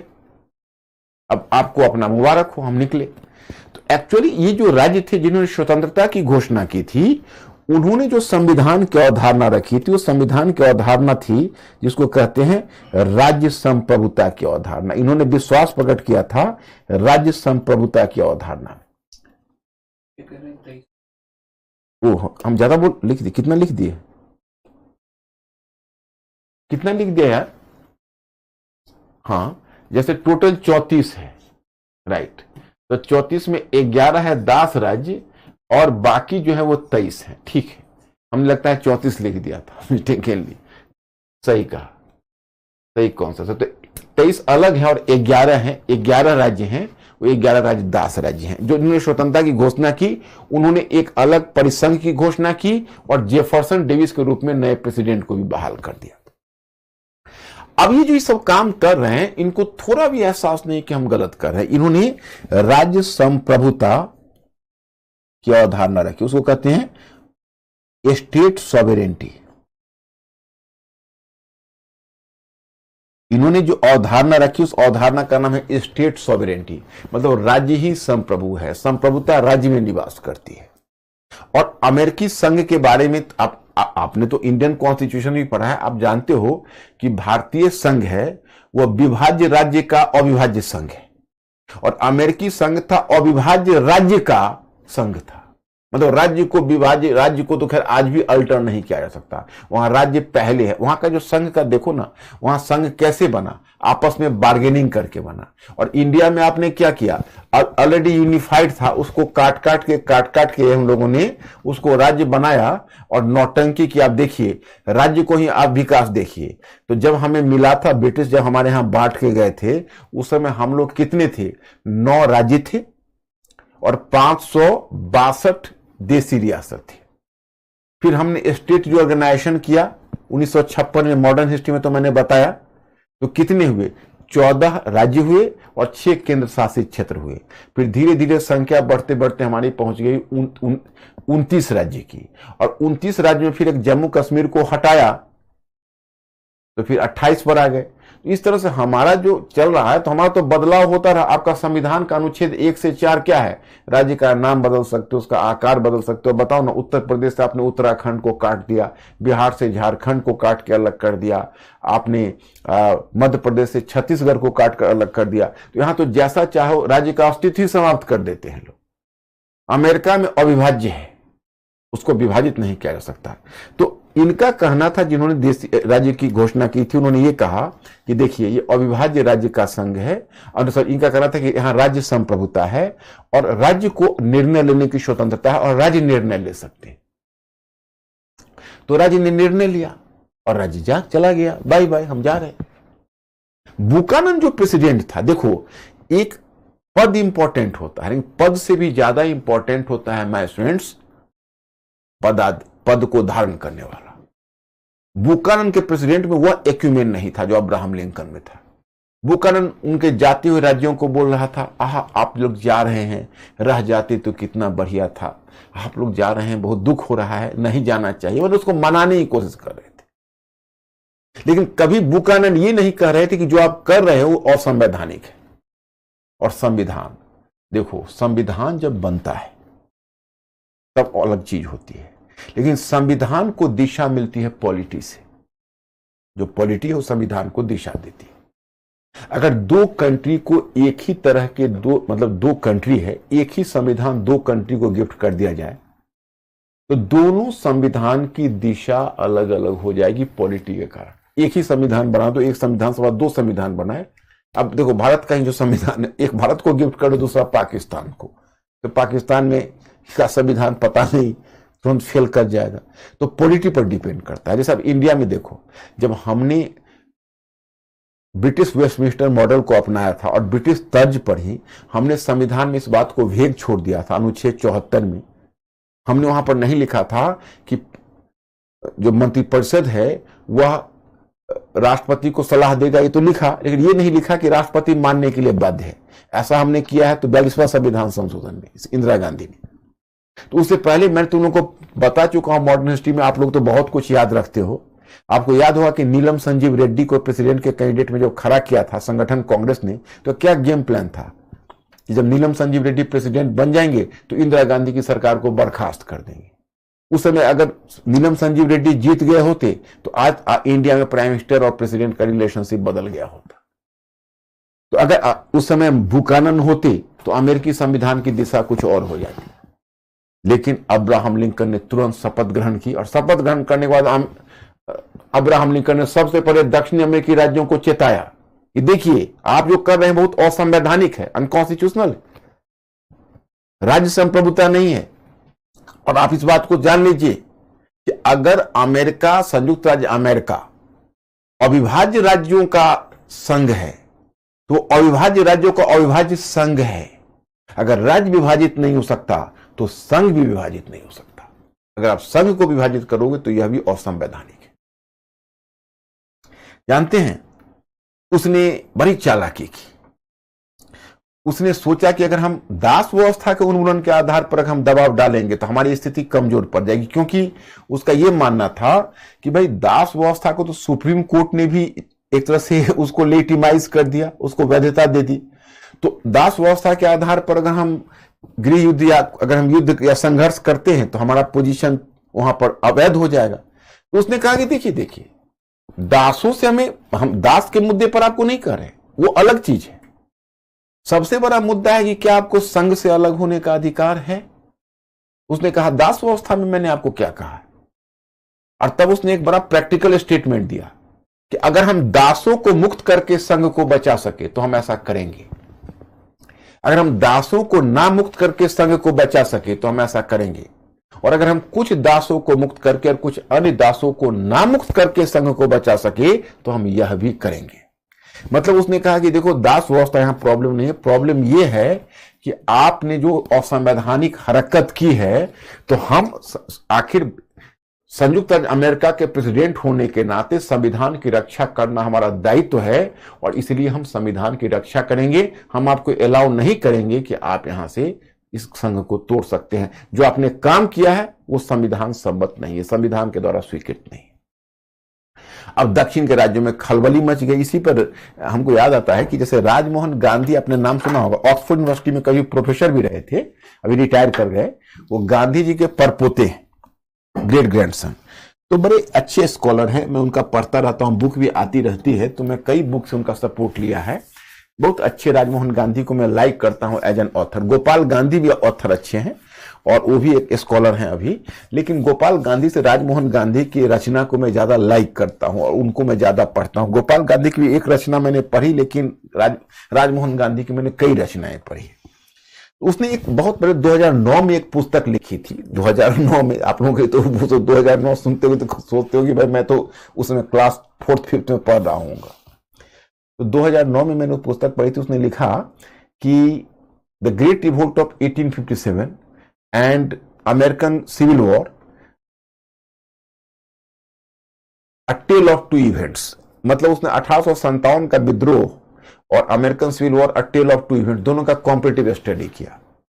एक बड़ी अच्छी बात राजमोहन गांधी ने लिखी। राजमोहन गांधी ने कहा कि देखिए हमारा 1857 का जो विद्रोह है वो 4 वर्ष पहले हुआ और 4 वर्ष बाद अमेरिकी क्रांति हुई, अमेरिकी गृह युद्ध हुआ।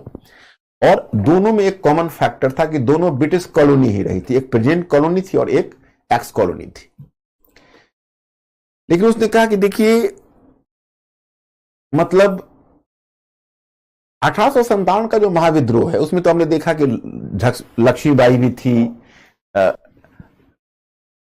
वीर कुंवर सिंह थे, नाना साहब थे, बहुत सारे रेवोल्यूशनरी थे। लेकिन उनको एक सिपाही म्यूटिनी कहना ब्रिटिश के लिए आसान हो गया। क्यों? क्योंकि हमारे जो भी कोई भी जो हमारे नेता थे, उन नेताओं में वह उनका कहना है राजमोहन गांधी का कि सब कोई थे, नाना साहब भी थे, कुंवर सिंह भी थी, लक्ष्मीबाई भी थी, लेकिन एक अगर उस समय अब्राहम लिंकन होता तो उसी समय वो नेशनल वॉर ऑफ इंडिपेंडेंस बन गया होता। नेशनल वॉर ऑफ इंडिपेंडेंस क्यों? तो जैसे अब लक्ष्मीबाई ने कहा मेरी झांसी नहीं दूंगी, और उसकी जगह कही होती मेरा हिंदुस्तान नहीं दूंगी, तो नेशनल वॉर ऑफ इंडिपेंडेंस बन जाता। तो अब्राहम लिंकन जैसा कोई प्रगतिशील नेता नहीं था। अब्राहम लिंकन ने बड़ी चालाकी कि उसने कहा कि भाइयों, हम संविधान की रक्षा के लिए लड़ रहे हैं, हम दास व्यवस्था की रक्षा के लिए नहीं लड़ रहे। अपनी पूरा नैरेटिव ही बदल दिया हो। ओके, और तब इतना ही नहीं, उसने दक्षिणी राज्यों को मौका दिया कि पहली गोली वो चलाए, पहला फायर वो करे, और वही हुआ कि उधर से संघर्ष दक्षिण की तरफ से पहला अटैक हुआ, तब इसने गृहयुद्ध लड़ा। पहले तो पलड़ा दक्षिणी राज्यों का भारी था, फिर उत्तरी राज्यों का पलड़ा भारी हो गया, और 1865 में अंत में दक्षिणी अमेरिकी राज्य हार गए और उत्तरी अमेरिकी राज्यों की जीत हो गई। अब ये दोनों हार और जीत तो हो गई, लेकिन अब्राहम लिंकन इस दिन को देखने के लिए जीवित नहीं बचा, क्योंकि 1865 में गृहयुद्ध जब समाप्ति हुई तो अब्राहम लिंकन की हत्या हो गई। और लेकिन अब्राहम लिंकन ने ही, जिस समय गृहयुद्ध चल ही रहा था, उसी समय अब्राहम लिंकन ने दास व्यवस्था के उन्मूलन की घोषणा कर दी। ऐसा इसलिए किया, ऐसा दासों के प्रति कितनी सहानुभूति का कारण था या कितना उसके पीछे पॉलिटिक्स था, वो तय करना मुश्किल है, क्योंकि इसके पीछे अब्राहम लिंकन की वास्तविक मंशा यह थी कि अगर हम दास व्यवस्था के उन्मूलन की घोषणा कर देते हैं तो इससे क्या होगा कि दासों में उत्साह आ जाएगा और दास कहीं ना कहीं विद्रोह पर उतारू हो जाएंगे।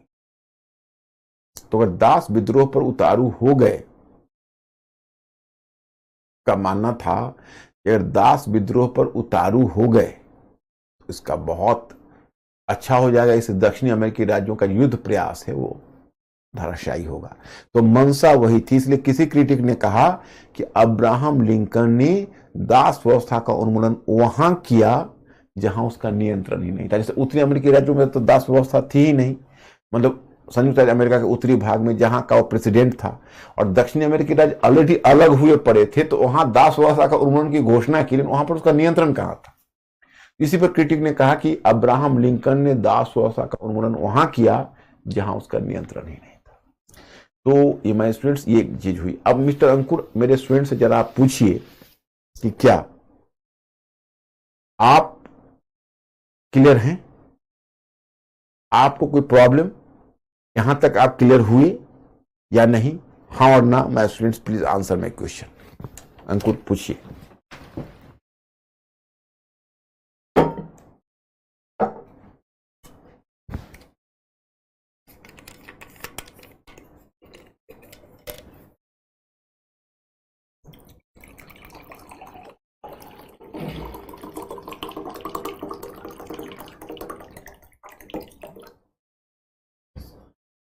ओके,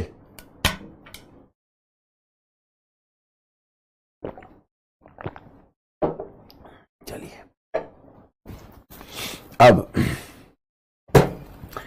अब मैं इसके प्रभाव को बताता हूं। इसका प्रभाव बहुत महत्वपूर्ण होगा। देखिए, अमेरिकी युद्ध का अमेरिकी राष्ट्र पर निम्नलिखित रचनात्मक प्रभाव देखा गया। एक आर्थिक महाशक्ति के रूप में यूएसए का उद्भव। युद्ध के पश्चात दक्षिणी अमेरिकी राज्यों में भी औद्योगिकरण का प्रसार हुआ। फिर अमेरिकी सरकार के द्वारा अमेरिकी उद्योगों को संरक्षण दिया गया। लगभग 8 दशकों तक इस संरक्षणवादी नीति पर चलते हुए यूएसए विश्व की सबसे बड़ी अर्थव्यवस्था के रूप में स्थापित हो गया। फिर रेलवे के प्रसार ने यूएसए को उत्तर से लेकर दक्षिण तक आपस में जोड़ दिया। इससे भी औद्योगिकरण को प्रोत्साहन हुआ मिला, और इस प्रकार यूएसए का आर्थिक एकीकरण हुआ तथा वहां तेजी से पूंजीवाद का प्रसार हुआ। जैसे देखो, अब बताता हूं, बहुत आसान है। इसका एक लाभ बताते हैं। ये मान लो संयुक्त राज्य अमेरिका है, ओके। तो ये हुआ उत्तरी भाग, यहां पर था औद्योगिकरण, ओके, और यहां पर था बागवानी खेती। थोड़ा और कम करते, यहां पर था औद्योगिकरण, यहां पर थी बागवानी खेती। तो एक तो आर्थिक एकीकरण कैसे हुआ वो बताता हूं। पहला ये हुआ कि पहले उत्तरी अमेरिकी राज्य औद्योगिकरण में थे और दक्षिणी अमेरिकी राज्य दासों पर आधारित बागवानी खेती थी। जब दास व्यवस्था का उन्मूलन हो गया, जैसे मैं आगे बताऊंगा कि संविधान का 13वां संशोधन के आधार पर दास व्यवस्था का उन्मूलन हो गया और संविधान के 14वें संशोधन के आधार पर दासों को नागरिक अधिकार मिल गए और 15वें संविधान के संशोधन के आधार पर राजनीतिक अधिकार। इस तरह से 13वीं, 14वीं और 15वीं 13वें संविधान संशोधन के आधार पर दासों को दास व्यवस्था का उन्मूलन हुआ। तो क्या हुआ कि अब जो दक्षिण अमेरिकी राज्य थे तो वो पहले बागवानी खेती करने में उनको फायदा इसलिए था कि दासों को उनको तनख्वाह नहीं देना पड़ता था। अब तो दास व्यवस्था का उन्मूलन हो गया तो उनको स्वतंत्र मजदूर रखना पड़ेगा, तो बागवानी खेती उनकी काफी महंगी हो जा रही थी, तो उससे मुनाफा बहुत कम हो जा रहा था। तो धीरे धीरे ये भी बागवानी खेती से ध्यान हटाने लगे और यह भी औद्योगिकरण की तरफ चले गए। जब औद्योगिकरण की तरफ चले गए तो फिर इनका भी यहां भी औद्योगिकरण हो गया। तो अब आपको पहला पॉइंट मैं देता हूं कि पहला पॉइंट आप वहां पर दिखा सकते हो कि दक्षिण में औद्योगिकरण के प्रसार के कारण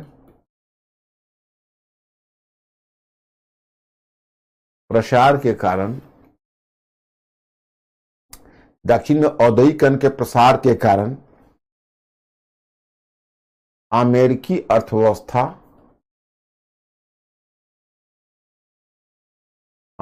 अर्थव्यवस्था का एकीकरण तथा पूंजीवादी रूपांतरण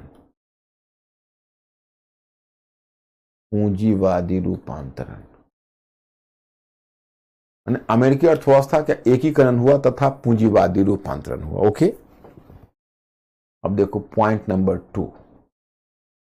अब पॉइंट नंबर 2 में बताऊंगा कि जैसे देखो अब उत्तरी अमेरिकी राज्य और दक्षिण अमेरिका राज्य में मेल मिलाप ही नहीं था।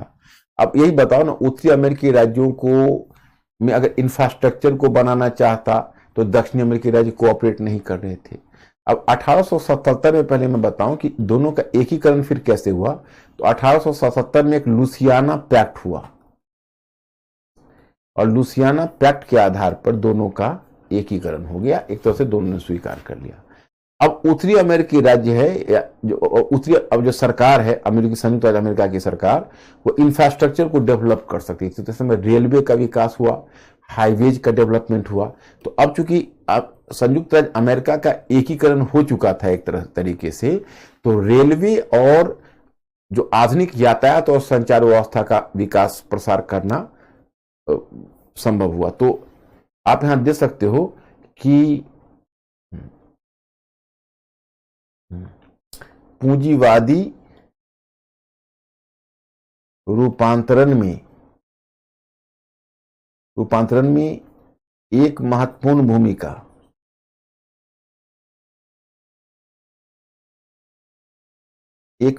भूमिका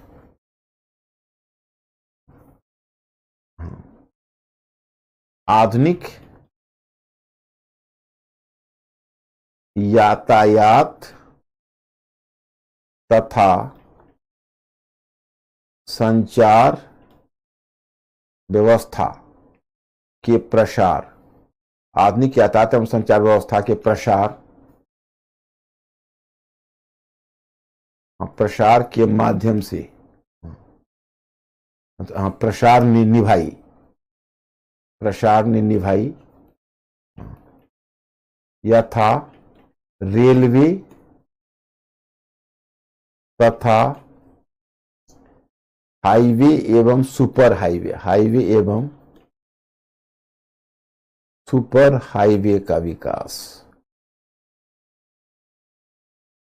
हाईवे एवं सुपर हाईवे का विकास।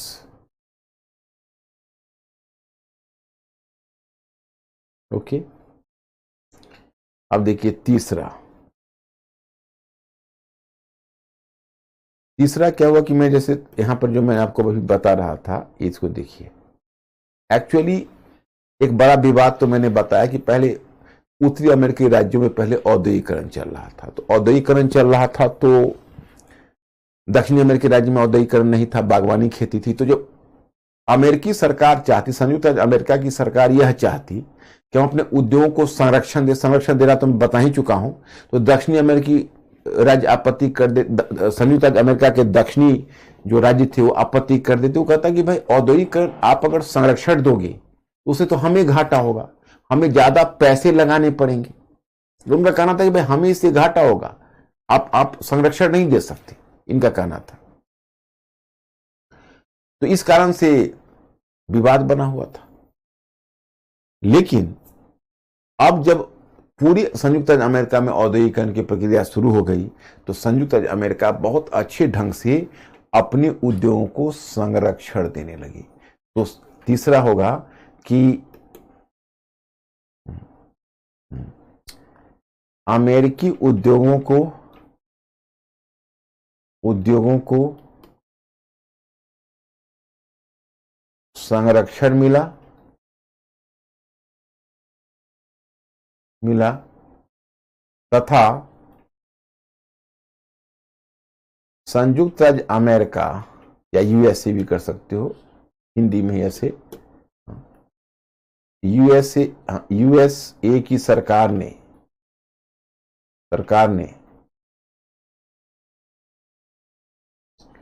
आगामी 8 दशकों तक, आगामी लगभग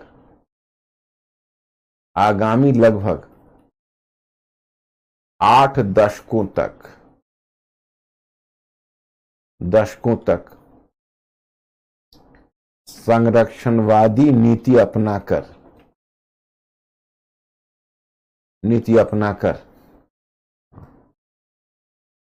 अपने को विश्व की सबसे बड़ी अर्थव्यवस्था के रूप में स्थापित कर दिया।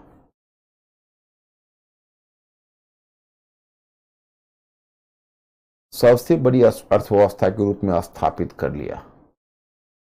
अब देखो इंटरेस्टिंग बात मैं क्या बताता हूं कि अब इनको छूट मिल गई अपने उद्योगों को संरक्षण देने की। अब मैं तुमको आगे जो बताऊंगा, जब जिस समय मैं औद्योगिकरण भी बताऊंगा तो बताऊंगा कि एक्चुअली हुआ ऐसा कि उस समय यूरोप में 19वीं सदी में मुक्त अर्थव्यवस्था की नीति लेसेज फेयर को ज्यादा बढ़त मिलने लगी। कारण क्या था लेसेज फेयर का कि अब देखिए एक्चुअली ब्रिटेन को फायदा था लेसेज फेयर से, क्योंकि ब्रिटेन पहला औद्योगिक देश था तो वो चाहता था दुनिया हमारे लिए अपना दरवाजा खोल दे। क्योंकि जिसकी इकोनॉमी आगे होती है ना, इस बात को ध्यान रखना, वो स्वतंत्र अर्थव्यवस्था की बात करेगा। भाई संरक्षणवादी नीति मत अपनाओ, चुंगी मत लगाओ, फ्री ट्रेड चलने दो, क्योंकि वो मजबूत स्थिति में। तो यही तरीका पहले ब्रिटेन ने अपनाया। सबसे पहले 1848 में मुक्त अर्थव्यवस्था की नीति अपनाई। हालांकि भारत पर तो पहले ही थोप दिया 1813 के चार्टर में ही, आपको पता है कॉलोनी पर तो जबरन थोप देते थे। 1848 में ब्रिटेन ने जब मुक्त अर्थव्यवस्था की नीति अपनाई, फ्री ट्रेड, तो जब 1848 में जब ब्रिटेन ने मुक्त अर्थव्यवस्था की नीति अपनाई तो उसने बाकी यूरोपीय देशों पर भी दबाव देना शुरू किया कि आप भी मुक्त अर्थव्यवस्था की नीति अपनाइए। तो धीरे धीरे क्या हुआ कि ब्रिटिश दबाव में अन्य यूरोपीय देश भी मुक्त अर्थव्यवस्था की नीति अपनाने लगे। तो जिस समय दुनिया में मुक्त अर्थव्यवस्था की नीति अपनाई जा रही थी, उस समय संयुक्त राज्य अमेरिका ने एक तरफा संरक्षणवादी नीति यानी प्रोटेक्शनिस्ट पॉलिसी को लागू करके संयुक्त राज्य अमेरिका ने एक तरह से अपने उद्योगों को संरक्षण दिया। और संरक्षण देकर द्वितीय विश्व युद्ध तक तकरीबन संयुक्त राज्य अमेरिका अपने उद्योगों को संरक्षण देता रहा और सेकेंड वर्ल्ड वॉर तक संयुक्त राज्य अमेरिका दुनिया की सबसे बड़ी अर्थव्यवस्था के रूप में स्थापित हो। समझ सकते हो? अब वही संयुक्त राज्य अमेरिका आज दुनिया को उपदेश दे रहा है फ्री इकोनॉमी। हालांकि बीच में तो उसने खुद भी फिर किया है, डोनाल्ड ट्रंप की सरकार आई तो फिर चाइना की प्रतिक्रिया में अभी संरक्षणवादी नीति भी अपना लिया है। लेकिन सेकेंड वर्ल्ड वॉर के बाद यही संयुक्त राज्य अमेरिका ने IMF के माध्यम से, वर्ल्ड बैंक के माध्यम से आगे फिर पहले गैट और फिर WTO के माध्यम से ये लगातार दुनिया के देशों को परेशान करता रहा है कि अपनी इकोनॉमी को खोलो।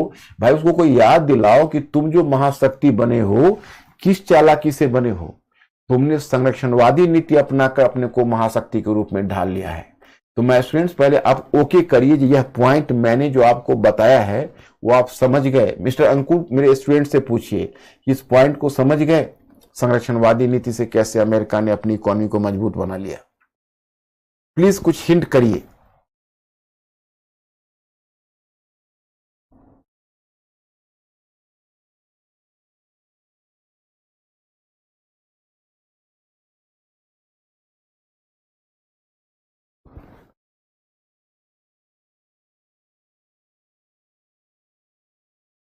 ओके तो यही है भाई संयुक्त राज्य अमेरिका की चालाकी। आज इसकी इकोनॉमी दुनिया की सबसे ताकतवर इकोनॉमी बनी, लेकिन किस तरह के उसने छल छल किए। अब देखो, अब आप पता नहीं ये प्रश्न का उत्तर आपको आगे दिया हुआ है नहीं, आई डोंट नो। अगर दिया होगा तो छोड़ देंगे, नहीं तो मैं आपको अब अधूरे एजेंडे को पूरा किया। ये क्वेश्चन है बस यही। अब मैं आपको एक क्वेश्चन यही डालता हूं। तुम लोग इस बार क्वेश्चन नहीं लिख रहे हो, मॉडर्न हिस्ट्री में लिखते थे। अब धीरे धीरे तुम समझ रहे हो चीजों को। एक होमवर्क देता हूं, अब बताओ पहले वो होमवर्क क्या देता हूं। तो देखो मैं बताता हूं एक होमवर्क, क्वेश्चन आप लोग नोट करो। हाँ, अमेरिकी गृहयुद्ध, अमेरिकी गृहयुद्ध, गृहयुद्ध संयुक्त राज्य अमेरिका, संयुक्त राज्य अमेरिका के हित में,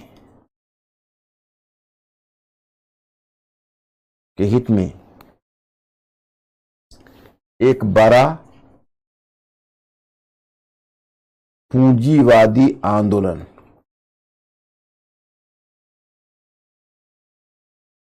आंदोलन सिद्ध हुआ। क्वेश्चन लिखिए, आंदोलन सिद्ध हुआ, टिप्पणी कीजिए, टिप्पणी कीजिए।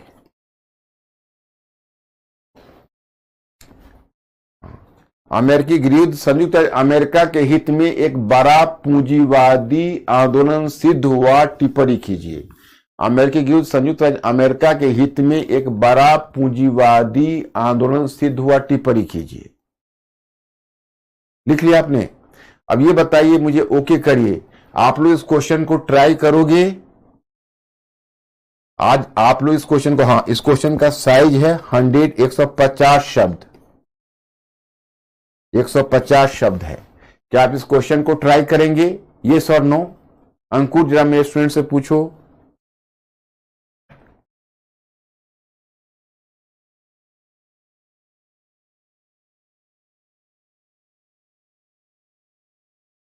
और कहोगे आइडिया कहां से लाऊं? आइडिया यही है, देखो ये जो 3 पॉइंट मैंने दिए हैं यही आइडिया है, यही से लेना है कंटेंट और पूंजीवादी आंदोलन सिद्ध करना है। अब देखो, एक तो मैंने ये हुआ, दूसरा है कि अंतर्राष्ट्रीय समुदाय के बीच यूएसए एक सम्मानजनक स्थिति प्राप्त होना। एक तो आर्थिक लाभ यूएसए को मिला, अब दूसरा लाभ क्या है देखो।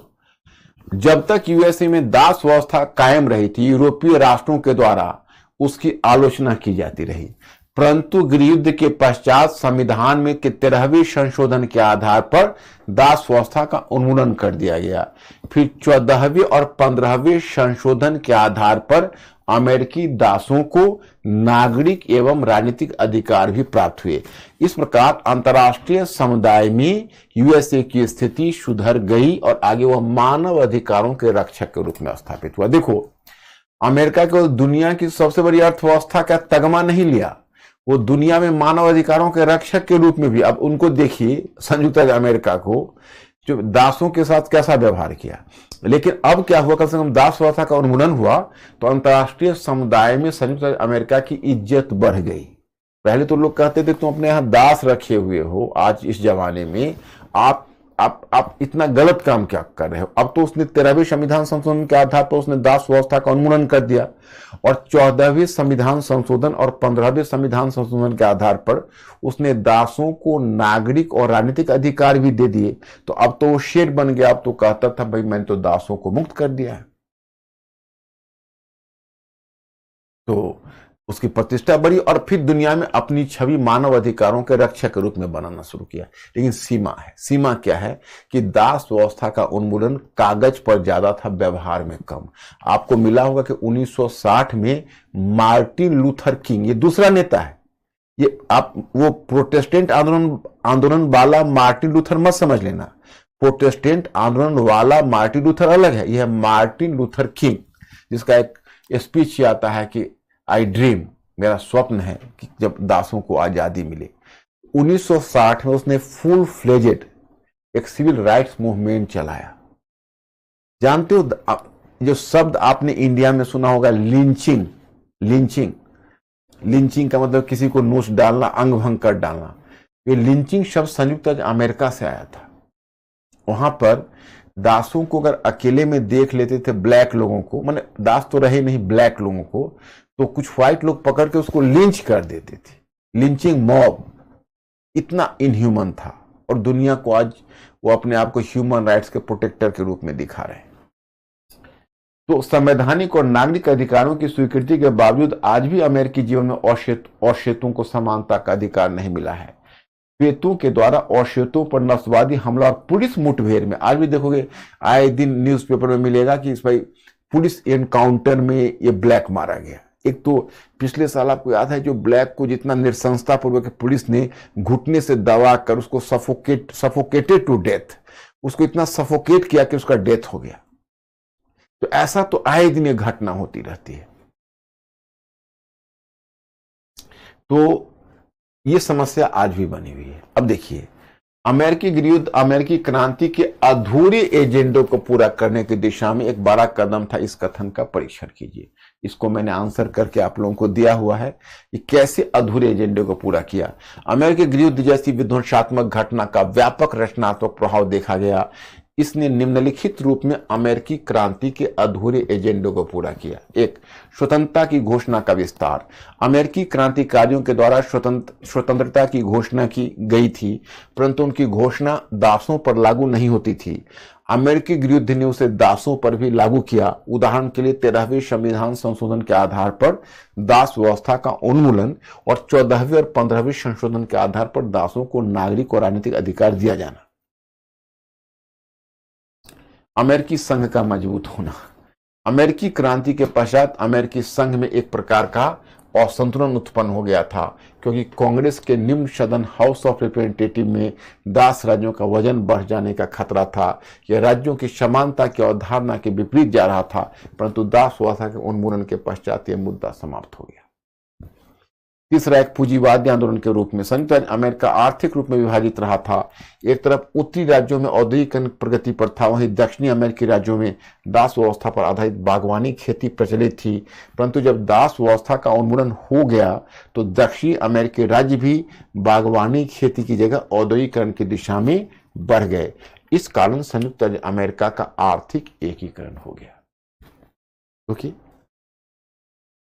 फिर वही समय है जब उत्तर से दक्षिण तक संयुक्त राज्य अमेरिका में रेलवे तथा आधुनिक यातायात और संचार के साधनों का विकास हुआ। हाईवे एवं सुपर हाईवे स्थापित किए गए। सबसे बढ़कर संयुक्त राज्य अमेरिका की सरकार को अपने उद्योगों को संरक्षण देने की स्वतंत्रता मिली। एक दिलचस्प तथ्य है कि जब विश्व के अन्य क्षेत्रों में मुक्त व्यापार की नीति को बढ़ावा दिया जा रहा था, तब अमेरिकी सरकार ने संरक्षणवादी नीति अपनाकर अमेरिकी अर्थव्यवस्था को प्रोत्साहन दिया और फिर यही दुनिया के सबसे बड़ी आर्थिक महाशक्ति बन गया। इसलिए अमेरिकी गृहयुद्ध को एक पूंजीवादी आंदोलन की संज्ञा दे सकते हैं। देखो, ये अलग है। जैसे विस्तार में तुम यही 2 पॉइंट लेना, और पूंजीवादी आंदोलन एक अलग बना देना, इसको अलग बना देना। जो मैंने क्वेश्चन दिया है ना, यहां से ले लेना पूंजीवादी आंदोलन। मॉडल प्रश्न, अमेरिकी क्रांति का दूसरा चरण था। परीक्षण कीजिए। बस वही बात हो गई। अमेरिकी गृहयुद्ध एक पूंजीवादी आंदोलन था। साधारण व्याख्या कीजिए। तो मैंने आज दिया ही। Food for thought. अमेरिकी क्रांति भी अन्य देशों के स्वतंत्रता आंदोलन की तरह महज एक स्वतंत्रता आंदोलन था, परंतु अमेरिकी क्रांति के मध्य ऐसा क्या हुआ कि इसे क्रांति का दर्जा प्राप्त हो जाएगा। तो कि अमेरिकी क्रांति के में ये हुआ कि मध्य वर्ग की जो यूरोपीय मध्य वर्ग की आकांक्षा वो अमेरिकी मध्य वर्ग व्यक्त कर रहे थे, इसलिए अमेरिकी क्रांति को हम क्रांति बोलते हैं। क्योंकि कहीं ना कहीं यह भी जैसे अब बोल रहा है अन्य देशों के स्वतंत्रता आंदोलन की तरह महज एक स्वतंत्रता आंदोलन था, परंतु इसमें अमेरिकी मध्य वर्ग ने ब्रिटिश राजतंत्र को चुनौती दी और अमेरिकी मध्य वर्ग ने वही मुद्दा उठाया जो यूरोपीय मध्य वर्ग पहले उठा चुके थे। क्या अमेरिकी क्रांति की क्रांतिकारिता अमेरिकी संविधान में निहित थी? यस।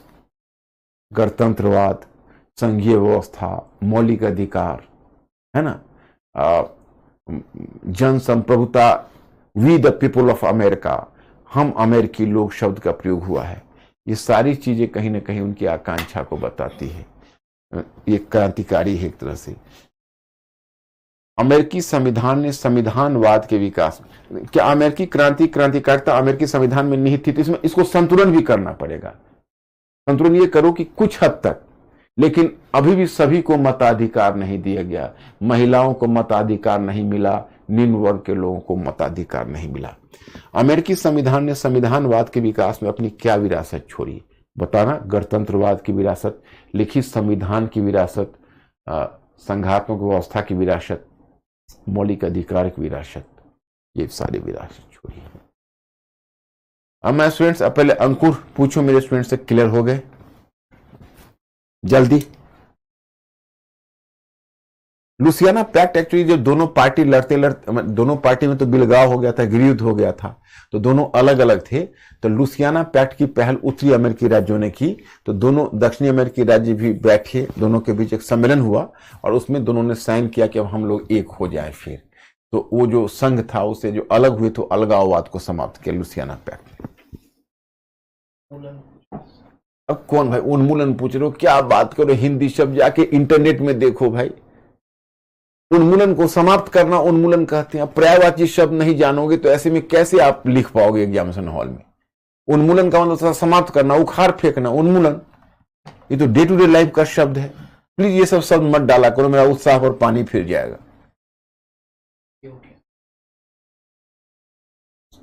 अब इंटरनेट का जमाना है, कोई शब्द नहीं समझते हो जाके उस पर डालो और उसमें तुरंत आपको मिल जाएगा। उसको देवनागरी स्क्रिप्ट में ऐसे लिखना, उन्मूलन, मूलन मूलन, और वहां पर डालोगे ना तो वहां पर वो खुद लिखवा देंगे मीनिंग, हिंदी मीनिंग ऑफ उन्मूलन, ऐसे डाल देना उस पर इंटरनेट पर। तो अब देखो, मेरा प्रश्न एक दूसरा है कि आप लोगों ने फ्रेंच रेवोल्यूशन डाउनलोड किया है?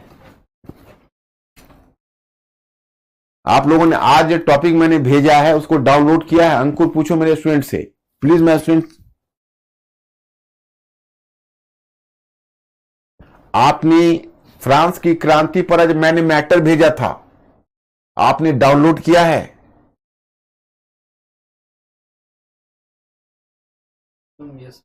यस। और जिन्होंने डाउनलोड नहीं किया जाके डाउनलोड करिए। अब होमवर्क लीजिए मेरा, कल क्या करना है, आप क्या करके आना है आपको। पृष्ठभूमि, अमेरिकी क्रांति से प्रेरणा कैसे मिली? फ्रांस की राजनीतिक, आर्थिक, सामाजिक और सांस्कृतिक परिस्थितियां जो क्रांति में घटित हुई, कारण आर्थिक, वैचारिक अथवा सांस्कृतिक कारक, तात्कालिक परिस्थितियां,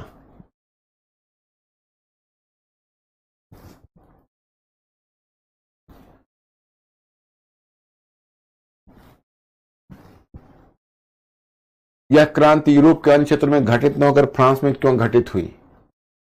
ये यहां तक कल पढ़ के तुम आओगे, यहां तक। यह क्रांति यूरोप के अन्य क्षेत्रों में घटित न होकर फ्रांस में क्यों घटित हुई, यहां तक आप लोग पढ़ के आओगे। जिन्होंने मटेरियल डाउनलोड नहीं किया होगा कर लीजिएगा प्लीज। अब आज यही रुकता हूं। Thank you very much. आप लोग बहुत अच्छा समझ रहे हो, मुझे भी कॉन्फिडेंस आप लोगों पर पूरा है। आप लोग जरूर सोचने वाले प्राणी बनोगे, हमें जरूर सफलता मिलेगी। Thank you very much. I will see you.